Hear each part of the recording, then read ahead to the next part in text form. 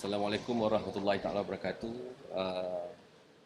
Saya tadi di dalam dewan saya sempatlah mengambil beberapa ucapan ataupun ulasan daripada pihak pembangkang, tapi fokus saya tadi adalah ucapan ataupun perbahasan oleh Yang Berhormat Skudai. Pasal yang saya nampak tadi dia cuba nak diskreditkan kerajaan dan juga agensi-agensi di bawah kerajaan. Dan kita tak kisah kalau perkara yang dibangkitkan itu faktanya jelas. Tapi banyak fakta-fakta itu dibuat secara ambilan. Contohnya dikaitkan Malaysia sebagai negara yang kelima. Merupakan negara yang paling tinggi terlibat dalam pemindahan wang haram atau dipanggil illicit financial flow. Jadi itu yang dirujuk kata dia, Malaysia tempat kelima.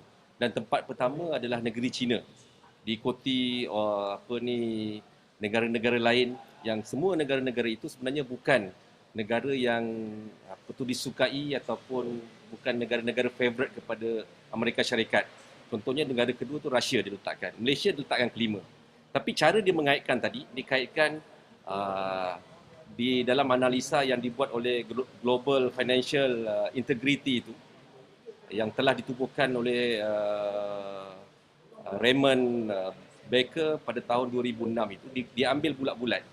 Dalam kajian itu dia melihat kepada jumlah wang yang dipindahkan ke Amerika Syarikat ataupun bank-bank Amerika yang diragui dan dicakap ini adalah merupakan wang haram, sama ada yang terlibat dalam bentuk wang dadah untuk tujuan-tujuan ataupun wang-wang untuk tujuan teroris ataupun untuk wang-wang rasuah oleh pegawai-pegawai kerajaan ataupun juga pemerdagangan manusia. Jadi saya bahas balik pasal figures yang diambil itu, kalau kita lihat kajian itu hanya merujuk kepada negara-negara yang sedang membangun, tidak langsung diceritakan negara memaju. Dan kenapa Malaysia yang di-attack?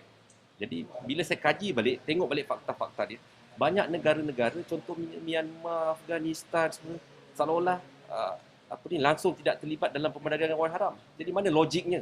Mana mungkin sesuatu negara itu tak terlibat langsung wang haram, maksudnya orang seruduk ke ataupun berlaku unsur rasuah dan sebagainya, tak logik. Kenapa tiba-tiba Malaysia itu diletakkan, digembar-gemburkan dan dikaitkan pula dengan jumlah penduduk. Dia cakap setiap 1,000 satu orang di dalam Malaysia itu 5,000 lebih itu adalah wang haram. Jadi ini sangat bagi saya tuduhan yang sangat tidak berasas, dan saya telah buktikan dengan fakta daripada tempat rujukan beliau sendiri. Mengatakan sebenarnya beliau tidak membuat rujukan habis. Dia ambil sekerat dan sebenarnya laporan itu juga tidak berintegriti, tidak diguna pakai oleh banyak negara dalam dunia.